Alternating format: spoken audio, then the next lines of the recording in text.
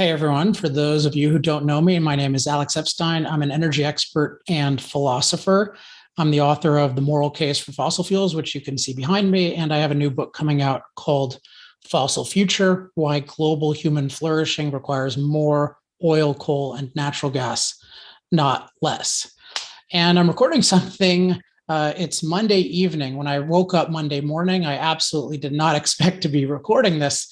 And what I'm recording, and I think it's really important for a number of reasons, is an expose of a Washington Post cancel campaign that's being waged, I just learned, against me.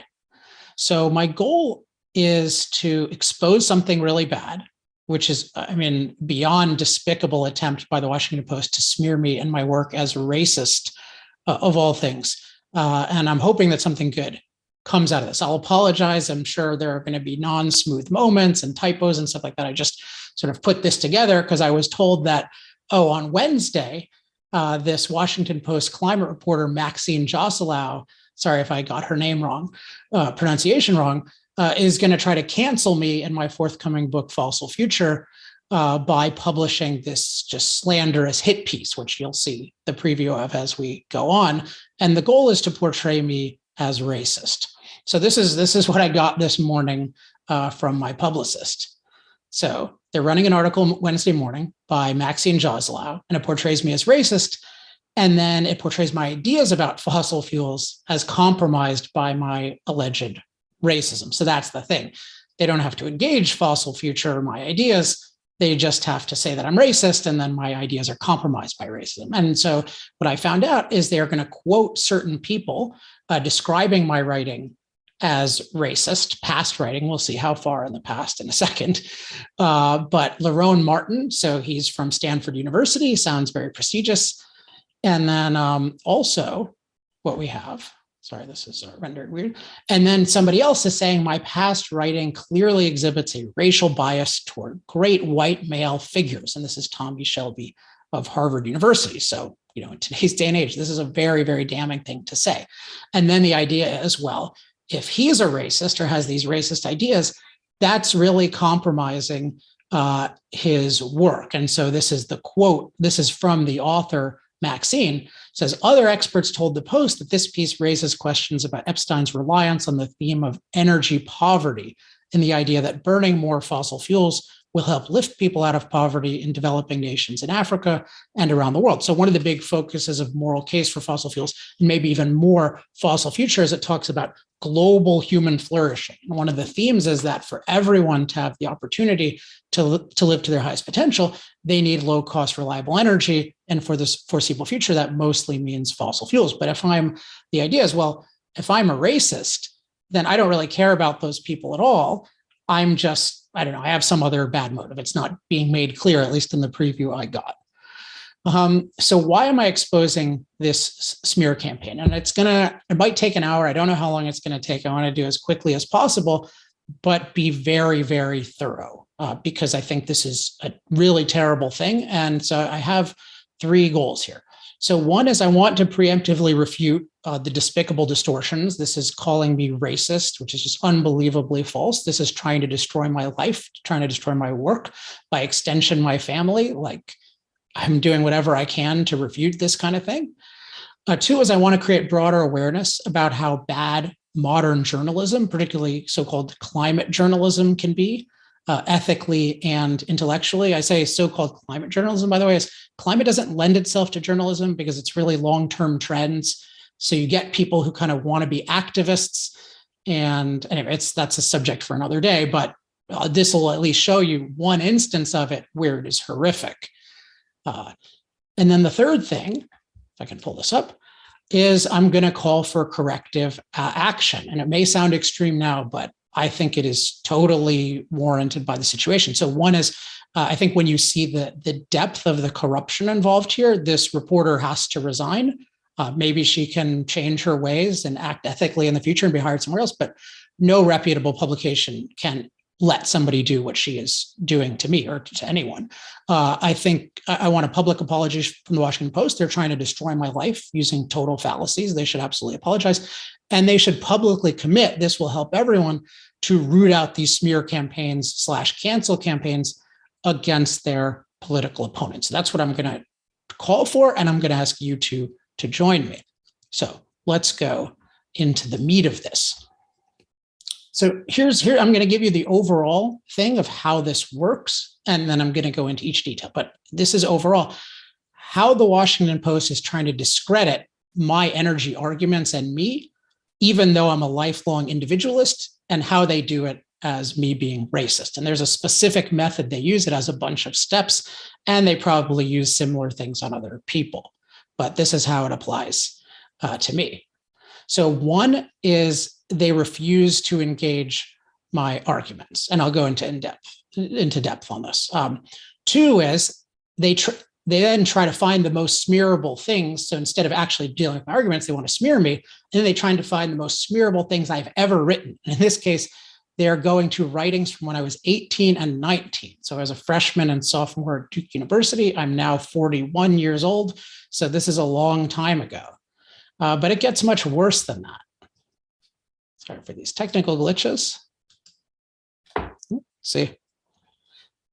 Number three is they falsely portray my individualist writings at age 18 and 19 as racist. So it's not only these old things, but they're totally falsely portraying them as racist, primarily through a certain fallacy, which is itself racist, which is that me praising Western pro-freedom culture as superior, which I did, and to a significant extent, although not in the exact same way, still do, means praising white skin color as superior, which has nothing to do with that whatsoever.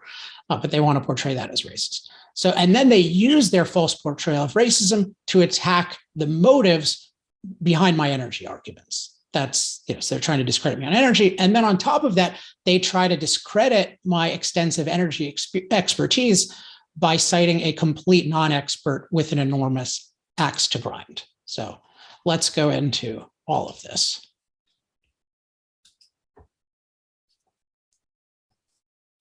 So step one is they refuse to engage my arguments.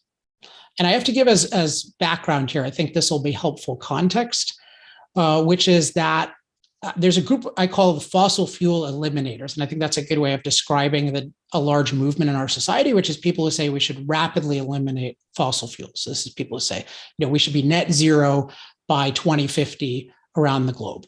And my perspective is what's been happening over the past 10 years with Moral Case for Fossil Fuels, but also other important works, is that a certain group of us I call energy humanists have been refuting this narrative very decisively, and they've resorted to either ignoring our views or smearing us by distorting our views. So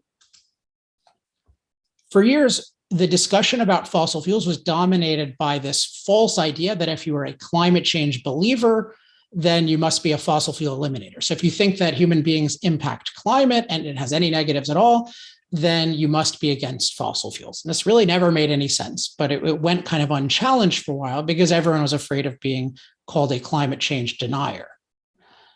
And in the last 10 years, what's been happening has been exposed by energy humanists, including me, but also Michael Schellenberger in Apocalypse Never, Bjorn Lomborg in several works, including most recently False Alarm, Matt Ridley, even before me in The Rational Optimist, Steve Koonin in Unsettled, Robert Bryce in several works, including Power Hungry and A Question of Power.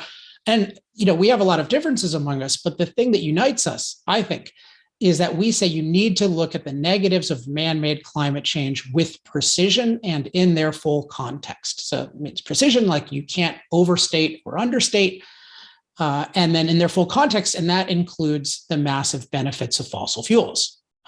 In a world, as I'll elaborate later when I talk about the attacks on me as an energy expert, in a world where billions of people are desperately short of energy. And so, we conclude that fossil fuels have massive benefits in the decades to come, because if we don't keep using them, we, and certainly the poorest people in the world, will lack energy to a very significant extent. And so that's basically where we've been. And the response has been really embarrassing because one has been ignoring us. So in my case, The Moral Case for Fossil Fuels was one of the best-selling, most praised, and most influential energy books of the last decade. And the mainstream media and academia, except for the part of academia that's more pro-freedom, more pro-free market, or is actually in the industry, they were pretty loud about it, but certainly the critics were silent. And then the other thing that happens is occasionally what happens is we will get engaged, but they will distort our views. So for example, Moral Case for Fossil Fuels, again, New York Times bestseller, major book, only one prominent person for years engaged it. And that took years to even happen, a law professor named Jody Freeman out of Harvard. And it was an energy law journal. You can look this up and you can look up my response. And essentially what she did was just totally distort my argument and say, Alex says we need to use fossil fuels forever, no matter what. And I didn't say anything resembling that. And so I wrote a response called A Straw Man Attack on the Moral Case for Fossil Fuels. And I just quoted her and I quoted my own book, and any sentient person would see that she was just totally distorting it. Another recent example, Steve Koonin, who had been on Joe Rogan and getting a lot of prominence, and I think deserved prominence. And there was this article in Scientific American that had come out when his book Unsettled became popular. And as Steve and I discussed on my podcast Power Hour, most of that article was just was using a Washington Post columnist summary of his views and then attacking that summary, which is a crazy thing to do. So you can look up Power Hour, Steve Kuhn and Alex Epstein, and you can see more details on that. So there's this, what's going on is there's this movement that really threatens the fossil fuel eliminator / climate catastrophist establishment, and they've been ignoring our views and smearing us. So I expect bad things, but I did not expect what happened.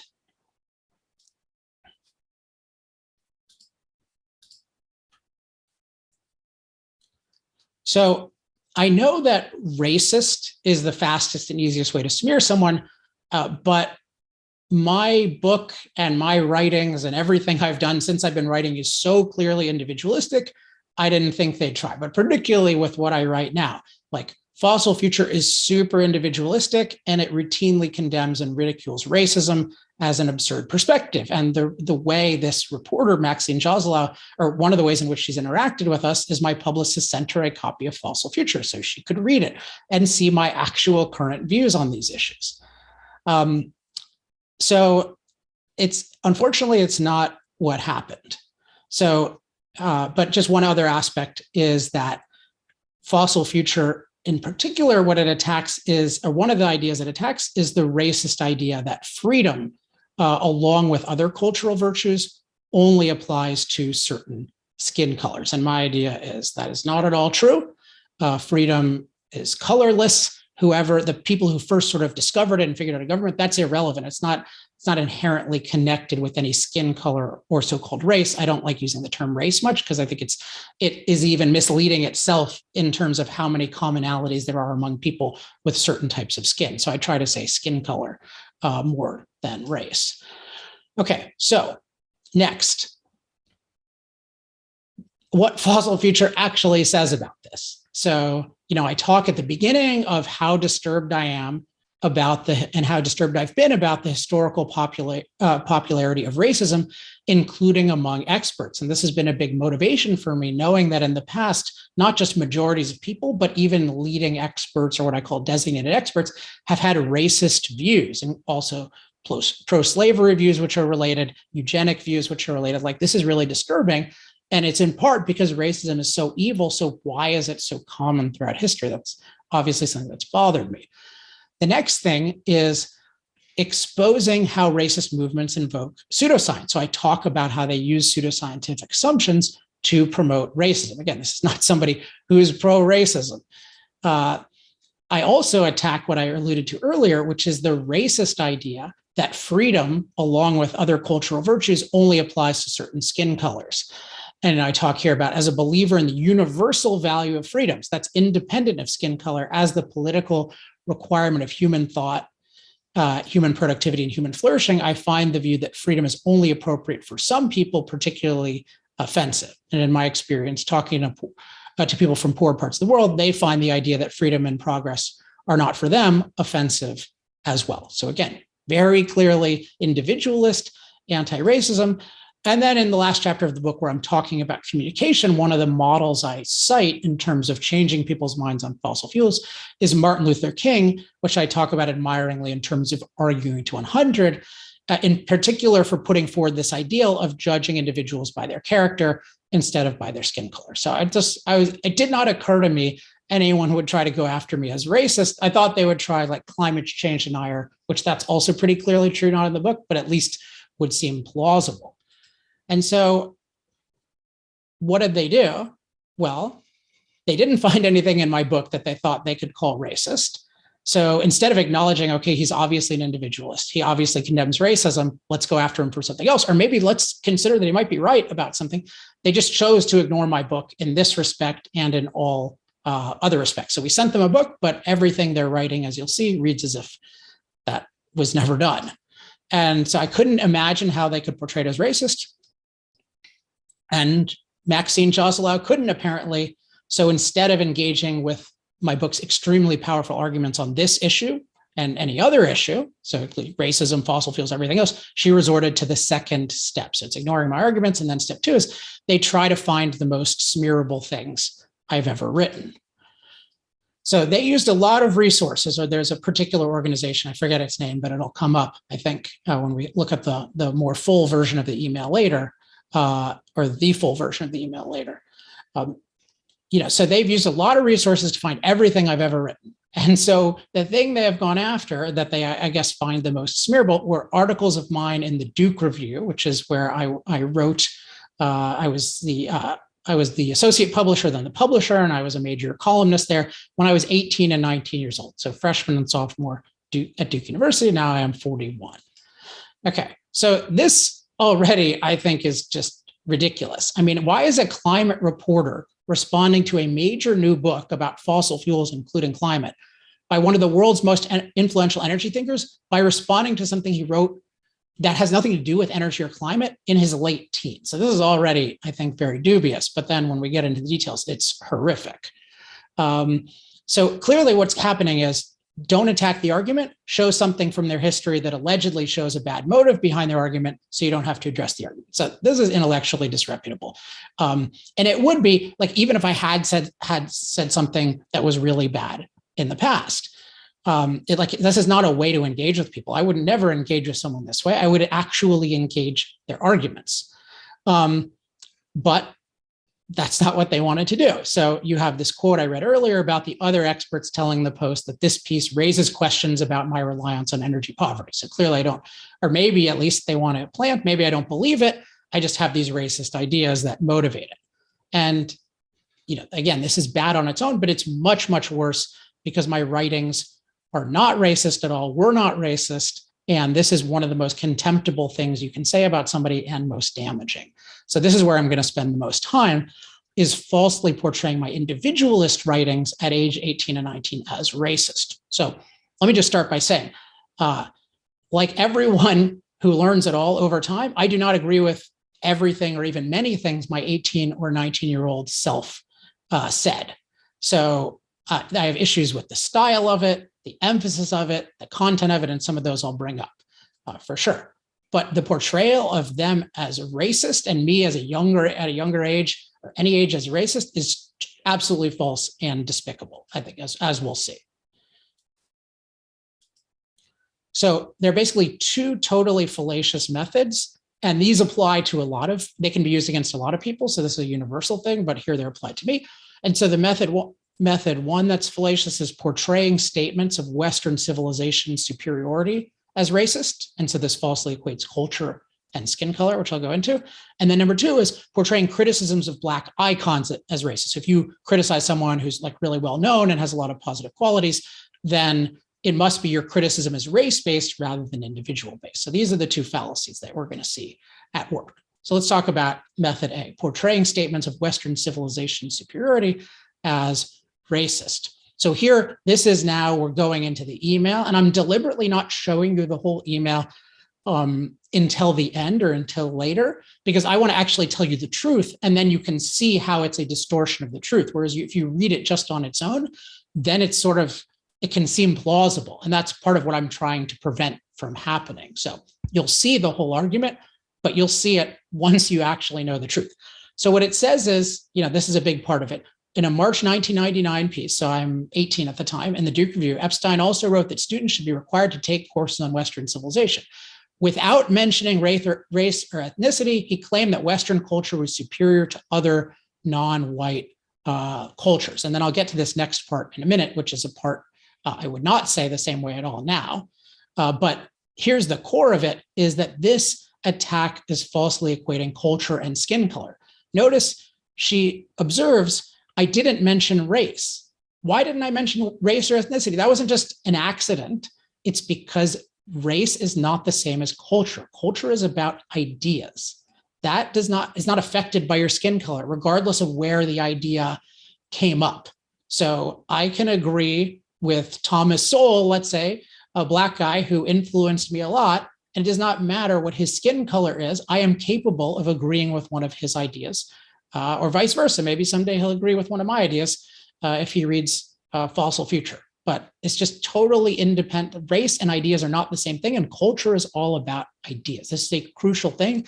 And to say the contrary, I believe, is racist. To say that ideas are determined by skin color is extremely racist. So cultures, again, are fundamentally ideas. They have no inherent connection to any skin color. So I think this is absolutely true. It's certainly a plausible view that you should, if you're a reporter, be aware of that view. And so what I now disagree with in this thing that I wrote when I was 18 is this comment about just compare New York to Chad, the country Chad in Africa. No benefit can be gained by focusing in education on anti-reason cultures. Their only academic merit lies in contrasting them to Western civilization as models of inferiority. So I disagree with the broadness of this. There's definitely, I think that there is vastly different relative values in different cultures, but I do think now that there is more to learn from non-Western cultures. Of course, there are many bad things within Western culture, but so I think of it more as a continuum. I do think Western culture is overall superior, and certainly in terms of government historically, because it's really the birth of modern freedom. But I do think there's something valid in almost any culture. And, as I've gotten 22, 23 years older, that's part of what you get, like learning about meditation and seeing cultures that came from, et cetera. Okay, so this is an obvious thing. Anyway, there's nothing here resembling racism. In fact, this is the ultimate anti-racist thing. And yet they're trying to attack me as racist and ruin my life and attack all of my ideas. Okay, so the second thing is portraying criticisms of Black icons. Let me just see if there was another one. Oh yeah, there was one more, sorry. I just wanted to make sure. She also said, question the value of studying African and Latin cultures because they are inferior to Western culture. Okay, again, has nothing to do with skin color. I was arguing that those cultures overall are inferior to Western culture. It's nothing to do with people of a certain skin color. Okay, now fallacious method B, which I'm going to have to explain in a little more depth, which will be even more charged, is portraying criticisms of Black icons as inherently racist. So in particular, this involves a criticism of Martin Luther King when I was 18 and 19 years old. So this is the most explosive reveal, I think, that they're expecting. I hope they spike this piece. They definitely should, but you're going to see the bulk of it anyway.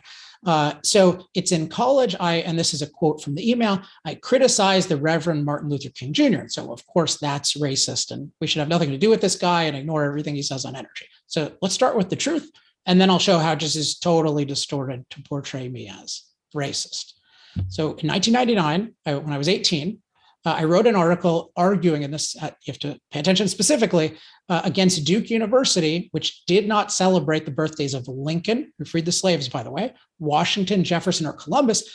I argued that you should not celebrate Martin Luther King Day above those days. So that was my actual conclusion of my piece. And the basic argument that I was focused on was that if you match King's strengths and weaknesses against those others, he does not deserve a holiday above all of them. So you can disagree with that. This is not a racist argument. It's something that you should entertain and not smear somebody for. And in particular, I emphasize this idea that a man's strength and virtue in one area of his life do not excuse his lack of virtue in another area.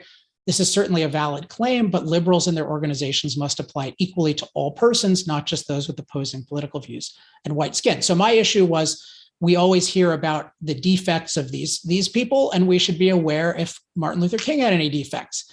And there were certain things that I was critical of him, some of which I still am critical of him for. So there were 5 particular aspects that I considered weaknesses.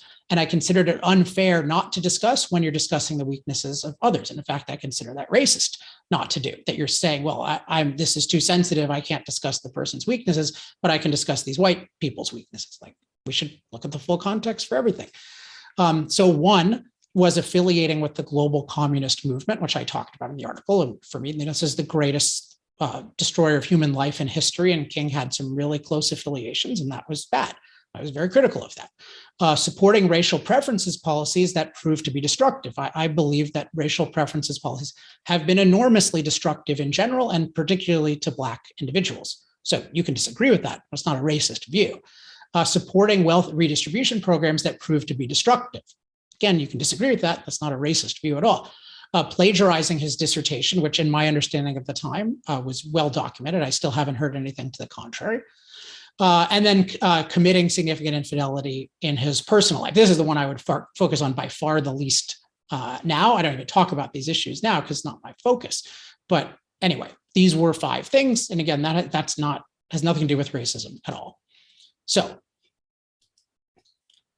and at the end, I mean, this is just to give you a flavor of sort of where it was coming from. And I want you to see this versus how the Washington Post quotes it. So it says, King, while capturing the hearts of many Americans with his eloquent and persuasive speeches, that's praising there, did not accomplish very much in terms of his economic advancement among Black Americans. In fact, the earnings of Black Americans went up, says Black Americans, should be Black Americans, went up at a higher rate prior to the Civil Rights Act of 1964 than they did following it. The leaders who led Black America following King's legacy destroyed urban neighborhoods, encouraged dependence on government funds, and helped create the jokes that are most inner city schools. So you can argue against this, and I would argue against part of it, which I'll discuss in a second, but it is not remotely racist. It's individualist and saying these are bad things that he was involved in that had very detrimental effects on Black individuals. That was my view. Now, the thing that I don't like about this is it's way too quick on capturing the hearts of many Americans. Notice that I was much more in depth in my current book. And so I do think that King was, like, the civil rights movement is a big mixed bag in terms of its effects. I think it's had a lot of detrimental. Unfortunately, some of the leaders have been detrimental. But what I was not sufficiently acknowledging was just how amazing King was culturally in just making racism disreputable, and how helpful that was economically and in other ways. And, since then, I've studied a lot of his stuff and watched his speeches, and there's just something unbelievably transcendent about this guy. And I just wasn't in tune with that at the time. And I think what was going on was, I had just sort of heard this vague mythology about him and hadn't studied him. And I was annoyed. I get, you can call this a defect, but I get annoyed when I'm told something that isn't the full truth. So when I learn something that's counter to the narrative, I have this impulse, I want everyone to know about it. And that's why I was emphasizing these negatives, I think overemphasizing them. So I would tell myself that if I were talking to my young self then, but this has nothing to do with racism. It just has nothing to do with that at all. And it's so bad to characterize someone as racist for even doing that in the moment, let alone 22 years ago. So I want to know how it was actually received at Duke University.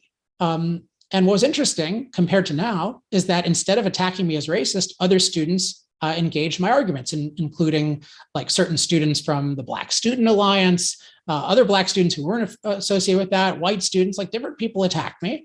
And I'm not going to say who this guy is. I haven't followed him in a while. No, this is a Black classmate of mine, and we had some discussion. We kind of knew each other socially. And he's like, I disagree with your article. I said, great, write something and I'll publish it and then I'll respond to it. And so, he was very critical overall. And this is just a part of it. I'm just giving you a sense of how we're engaging each other intellectually. So he says he agrees with me on one point.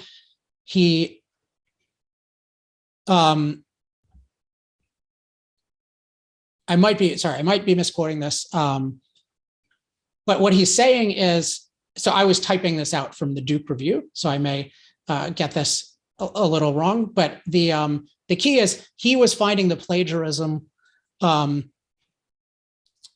He was finding the plagiarism and infidelity reprehensible, Neither reflects well on his character, and I'm personally glad I was not aware of these flaws growing up. All I needed was yet another hero tarnished. But he disagreed with me totally about the communism. He didn't think that was a big deal at all, and he's surprised by me on that. Okay, so this is what I was like, fine, okay, and I responded to that, and we had some aggressive disagreements, but there was, I don't remember anything. Maybe I'm glorifying it, but I don't remember people going after me as racist. And in general, look, I was a very intellectually active and passionate pro-individual, pro-freedom person who liked arguing with people. I argued aggressively with everyone, all skin colors on a lot of topics, including racial preferences. I don't remember anyone pulling the racist card on me. I have a pretty vivid memory. There was this protest about an article that was published by David Horowitz, I think, in the Duke newspaper, and some students, I think with the Black Student Alliance, said, you shouldn't have published this. This is bad. This is racist. And I said, this article is not racist. Like, you can disagree, but I don't think it's racist. And there was a guy who had this giant sign that said, like, hey, can you look me in the eye and tell me my cause is unjust? And so I just went up to the guy and said, hey, I think your cause is unjust. And he really was grateful to me. He's like, nobody else has come up to me and done that. It's like, well, like, you have to treat everyone as an individual. So it's just that. So let's contrast this with actually engaging arguments intellectually and being respectful and not using the racist card to what is being done by the Washington Post to try to destroy my life's work and my life. So it's not the state of affair. What happened at Duke back when I was there is not the state of affairs today. So here's how the Washington Post is planning to distort my individualism to portray me as racist. So what they could say, and I would say is legitimate, if they said, hey, this guy is really into individualism and freedom. Sometimes he took that too far in criticizing certain cultures and people. Obviously, he hates all forms of collectivism, including racism. Okay, that would be fair. But here's what they're planning to do instead.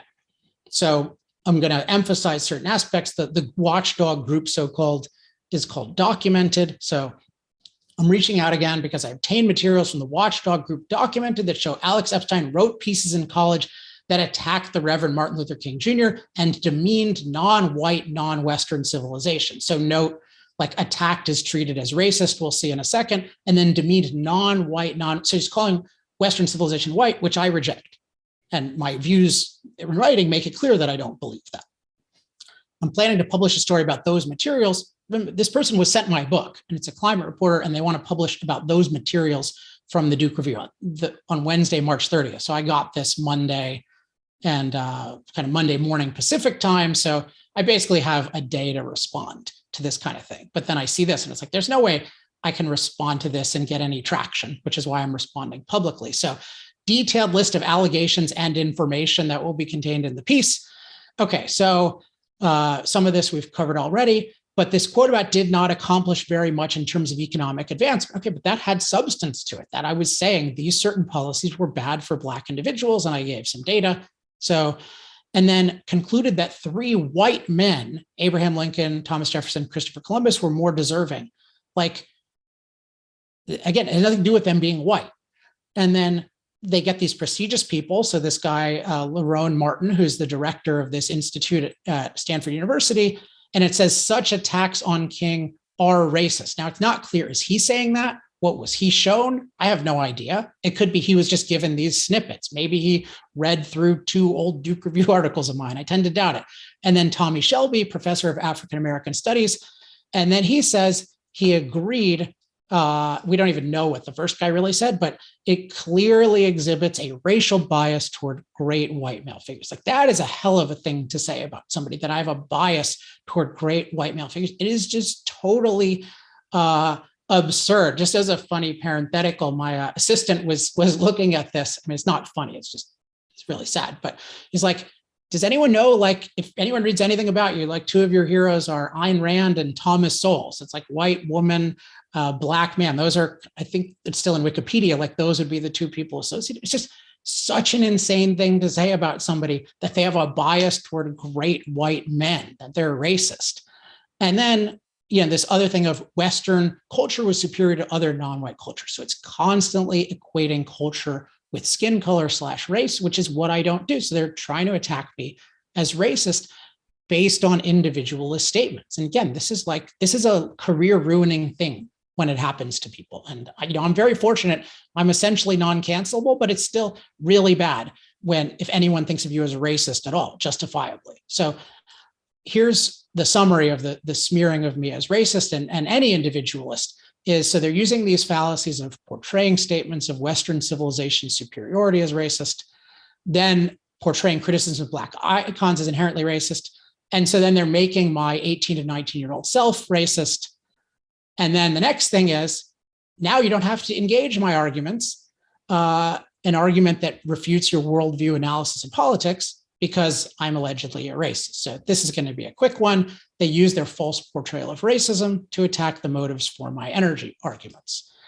So Maxine Joselow and other leading fossil fuel eliminators were sent fossil future. As if you read some of the early reviews, which you can see at alexepstein.substack.com or just go to Amazon, like the book is really, really good. That is what I believe to my core. I think it's a total death blow to the fossil fuel elimination position. I think anyone who reads it with an open mind will at least conclude that position is insane, even if they don't agree with all my policies. And what I do is I expose this as the product of a primitive religious and anti-human framework. So it's supposedly a scientific, but it's really this primitive religious anti-human view that I call the anti-impact framework.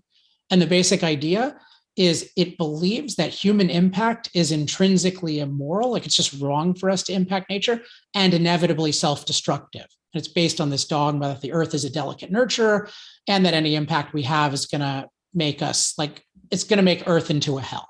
And every day, if you follow my Twitter account, at Alex Epstein, I have this feature called catastrophizing, and you see these alleged experts from the past making these totally wrong predictions. It's largely because they're on this delicate nurture dogma. And so they just assume that anything we impact, like, it's just going to make life hellish. And it's just not true. Impact can be bad, but it's usually good. And overall, human beings have made the earth a lot more livable, including by using fossil fuels to power machines to make life better, and also to make us safer from climate, which is a big theme of my work.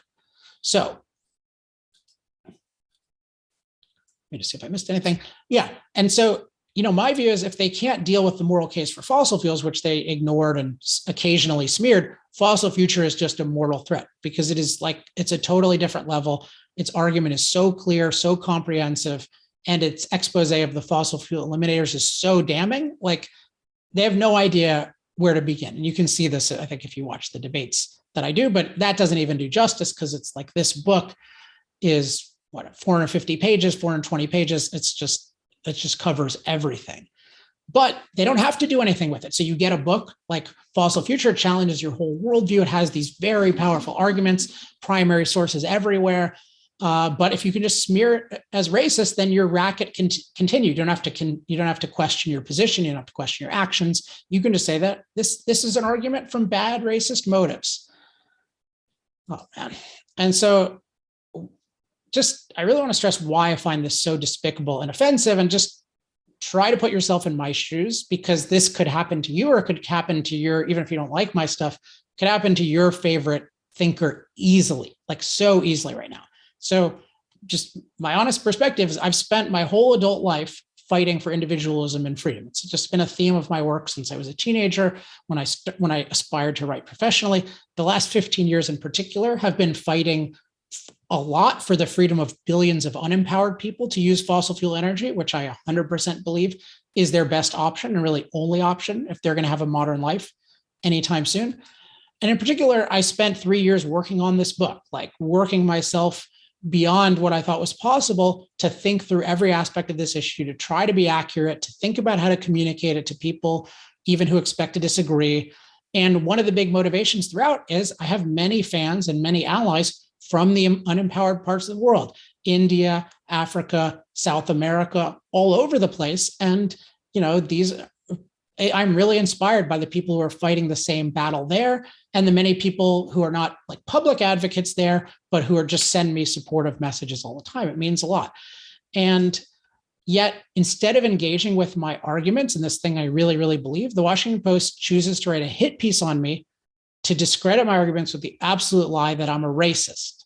And if I don't deal with this properly, that will be used to attack me, and by extension, people that I love, for the rest of my life. Like, they're literally trying to destroy my life based on 100% BS. I mean, it's even worse than BS because it's really racist thinking that's causing them to think, oh, praising Western culture is racist because Western culture is white, or criticizing a Black icon is racist because you just can't do that. Like, those are both racist ideas from my perspective. But in any case, I am not a racist. I've never been a racist.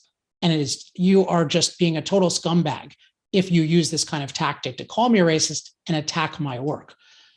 And they don't even try to do it with something I've said recently. They distort things that I wrote in my late teens. So it's just, yeah, I mean, it's just unbelievable. Like, just trying to destroy someone's life, trying to attack their work. And if you don't engage with people's work in your field, if you don't actually think through it and you just smear them, like, you could be making a deadly mistake. And I absolutely believe Maxine Joselow and the Washington Post are making a deadly mistake. They're supporting fossil fuel elimination policies that are already causing mass destruction around the world and will cause far worse. And maybe I'll talk about that in a second when I get into part 5. Sorry, just making a technical adjustment here. So this is not journalism at all, and no journalist who acts this way should remain employed. If you're the Washington Post, you cannot have somebody who goes after an energy thinker by totally distorting what they said at 18, smearing them as a racist, trying to destroy their life, trying to destroy their career, trying to destroy their argument. This is not reputable. It's not ethical. Like, this person cannot remain employed if you're a remotely serious institution. And it gets even worse because they're not even satisfied with, hey, let's say don't listen to Alex because he has racist motives. They also try to add, don't listen to Alex because he doesn't really know about energy. So this leads to the final allegation against me and the method, which is they try to discredit my expertise, I should say extensive energy expertise, by citing a complete non-expert with an enormous axe to grind. So here's the end of this article where they talk about, so they have all these other points. So I'm a racist, and then that raises questions about my sincerity about energy poverty. And then Andrew Dessler, a professor of atmospheric sciences at Texas A&M University, also told the Post that Epstein made assertions during a recent debate in Steamboat Springs, Colorado, that were contradicted by a wealth of scientific literature on how to integrate renewable energy into the grid without compromising reliability and affordability. So apparently I don't know anything about energy either. And so we can certainly dismiss this whole book and all the arguments and all the sources because this reputable source said that. Okay, so I need to give as context, not just the actual truth, because we're going to talk about Dessler's qualifications in a second. Like, I am regarded by many energy experts as one of the world's best energy thinkers. This is just a fact. And I think my books, even Moral Case for Fossil Fuel, let alone the new one, prove this beyond any doubt. So I think that's the main thing. You're an expert if you're actually an expert. And I've shown time and again that I'm an expert.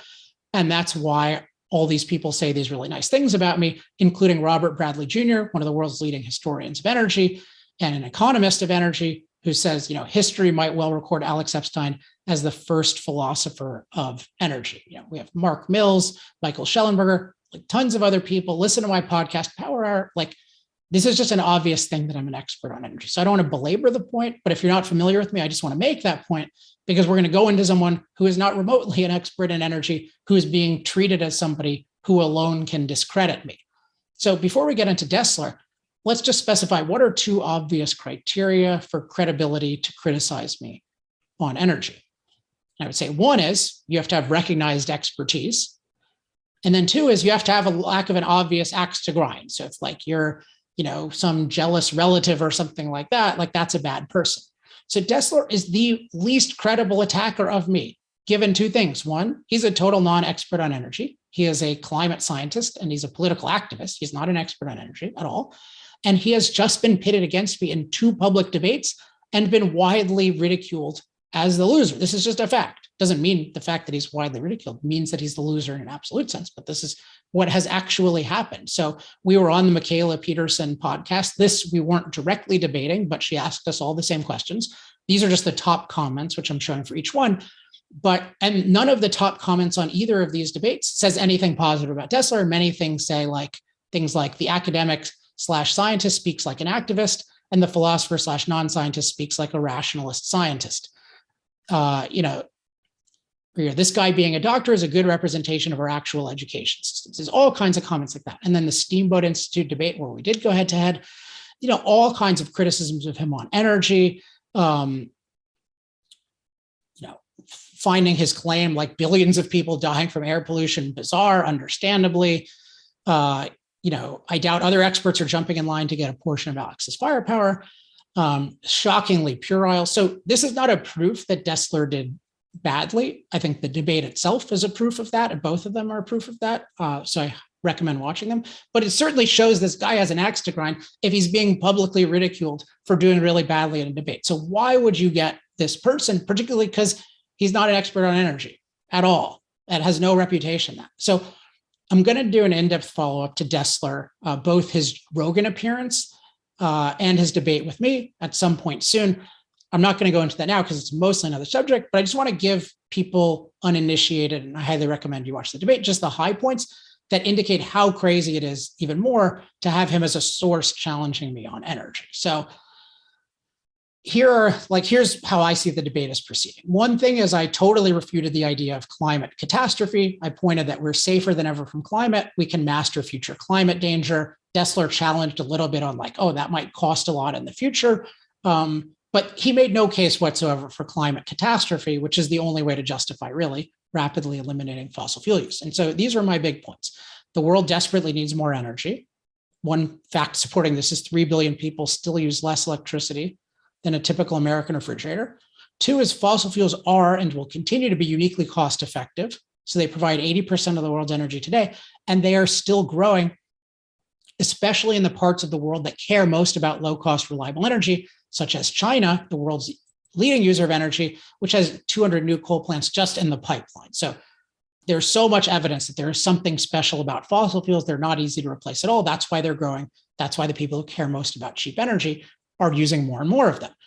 And then as a result of these, rapid elimination, such as net zero, is deadly and causes huge security problems. And this is what we're seeing with Europe. They tried to rapidly eliminate fossil fuels, even slowly eliminate domestic production, rapidly replace it with solar and wind, didn't work. And so now they're dangerously dependent on foreign fossil fuel production, namely from Russia. So this is my view. You can watch the debate and see for yourself. But my view is he evaded point 1, so the need for more energy, never engaged the fact that the world really needs 4 times more energy, which makes it even more unlikely that you can get rid of fossil fuels rapidly because they're providing 80% of a small pie. And then number 3, the deadly nature of rapid elimination, what that's actually meant in practice, totally evaded that, didn't deal with the security issues, any of that. And then on number 2, where we're talking about the cost effectiveness, he totally ignored the fact that China and other countries that care about low cost, reliable energy are actually choosing fossil fuels because they are actually the cheapest option. And his whole thing was he just kept making research references to peer-reviewed literature or peer-reviewed research, but didn't actually explain how it refuted any of these points. And in particular, he referred to the Berkeley 2035 study or the Net Zero America study. So I'll go into more depth on this, but just to give you some indication of how this shows this guy doesn't know anything, so problem 1 is peer-reviewed literature has no ability whatsoever to design the global energy economy. So peer-reviewed literature can tell you about a controlled experiment. It has no ability to produce great business plans, which that's what you're doing when you're producing the global energy economy. Only markets can do this. So it has nothing, this is not a scientific thing to call it scientific to make some grand plan for the global economy that if it's peer-reviewed, that means nothing. Part of the evidence of this is peer-reviewed literature is totally contradictory on this issue. So for example, one of the most famous peer-reviewed papers with an energy plan is by a guy named Mark Jacobson out of Stanford, and that was followed by a peer-reviewed total demolition job of what Jacobson said. So it's total contradiction. So you can cherry pick anything and say it's peer-reviewed. If any peer-reviewed thing like this was valid in constructing the energy economy, which it isn't, although it can inform you about certain things. The third thing is we were talking about, my case was about the global situation. These quote unquote studies, really just speculations or schemes, were just about the US. Further, these studies that he's referencing make assumptions about declining costs that are already not happening. So there's already cost problems with solar and wind, in part related to the fact that they're related to Chinese slave labor, Chinese subsidies, also Chinese use of coal, Chinese bad environmental practices, all of which I raised, none of which he addressed at all. And then problem 5, they're not even peer-reviewed papers. So there may be some peer-reviewed papers that they're trying to based on, but these are not, these are just schemes put out by these activist organizations, which have certain academics, but they are not peer-reviewed papers. So what does this show? Dessler is a climate scientist, and he's an activist, climate activist, which means a political activist. He has not meaningfully studied energy. What he's done, which is an activist thing to do, is he's studied the arbitrary schemes that his fellow activists advocate. So he was asked about a major study out of University of Chicago that totally contradicted what he said. And he's like, I'm not familiar with it. Of course you're not familiar with it because you don't know anything about energy. He was asked about China, which is kind of important if you're talking about getting rid of fossil fuels. Like, I don't know much about China's grid. Yeah, because you don't know anything about energy. So if you would, I don't know if Maxine Joselow watched this debate, but this guy is just not an energy expert and he has a massive axe to grind. And you're using this to reinforce your racist accusations to destroy my work and destroy my life. So even more disreputable. So Maxine Joselow probably doesn't know much about energy, but they should certainly know that a climate scientist with a huge axe to grind is not an objective source against an argument like fossil future and, you know, against like a really recognized energy expert. So but this is how it works, right? They start out with, okay, he said these racist things, which are actually individualist things, even though it's not the way I would say some of these things now, but portraying individualist things as racist. And then that discredits my motives. And by the way, I don't know anything about energy. And therefore we can totally destroy this guy, try to destroy this guy's career, life, work by calling him a racist. So I'm just going to summarize again how this smear has worked. Refusing to engage my arguments, trying to find the most smearable things I've ever written, in this case from when I was 18 and 19, falsely portraying individualist writings at age 18 and 19 as racist, primarily through this fallacy that praising Western pro-freedom culture as superior equals praising white skin color as superior. Also the fallacy that if you criticize a Black icon, then you must be criticizing the person for racial reasons. And then using their false portrayal of racism to attack the motives for my energy arguments, and then discrediting my extensive energy expertise by citing a complete non-expert with an enormous axe to grind. So as I said from the outset, but I hope this is now totally clear why this is a totally modest proposal that I'm making, I want to preemptively refute the despicable distortions involved. I think I've done that beyond a reasonable doubt. I want to create broader awareness of how badly journalism and in particular climate journalism can distort things and how bad it can be ethically and intellectually. This is the Washington Post. Democracy dies in darkness. We love the truth, blah, blah, blah. And this is what they're doing, trying to destroy people based on totally false accusations of racism, to destroy their work on energy. And I want to call for corrective action. And I'm really going to ask you to join me here. So one is Maxine Joselow has to resign or be fired. Either one is, I think, is fine. I don't know her, don't have any grudge against her. I don't like seeing people be fired, but this is, you cannot have a job as a journalist when you attack people this way, period. The Washington Post needs to publicly apologize. You cannot have your people trying to totally ruin lives based on totally false accusations of racism and not say something about it publicly, particularly now that I'm making it public. And then they need to publicly commit to rooting out this kind of thing, because there have been other people who are prominent, who get attacked with this kind of thing, threatened with this kind of thing. Some of them have more reason to be afraid than I do for various reasons. But this cannot happen. You cannot be smearing people this way. Engage people's arguments. If they've done something actually horrific and it's really relevant, then say that. But attacking fossil future, like a really thoughtful argument about the future of energy, by taking something I wrote when I was 18 and 19 that was individualistic and portraying it as racist and trying to destroy my life and career and work, like that is despicable. So concretely, here's what you can do. I'm going to be sharing this video. You might see it on YouTube. You might see it on Twitter. So share it wherever, and you can say whatever you want. But here's one thing to say, which is climate journalist Maxine Joselow and the Washington Post should be ashamed of themselves for their despicable plan to attack Alex Epstein's book, Fossil Future, by smearing him as racist. What else can you do? Well, they're trying to get this book not talked about. There's fear about it, and that fear is justified if you're part of the establishment. If you care about human life, you should be really, really excited. But so talk about the book, buy it, do anything you can to help make it a cultural phenomenon. Because I think if we can get the case for a fossil future to be a cultural phenomenon, then it's just, you can do so much good in the world. As I argued, you can read the free preview when it's available on Amazon. You can see the basic argument. And this is what the fossil fuel eliminators want to stop. They want to stop any challenge to their establishment because they don't want to actually engage the energy humanist arguments. They just want to suppress us and smear us, and they're willing to do anything. And that is disgusting. And we don't do that to them. Another thing you can do, if you have the resources, you can buy this book for students and educators. So we're going to get, we have this website set up in partnership with Young America's Foundation, yaf.org/fossilfuture. And if you're a student or educator, you can request a free copy of the book. Just tell us why you want one. And if you want to contribute, there's contribution information there.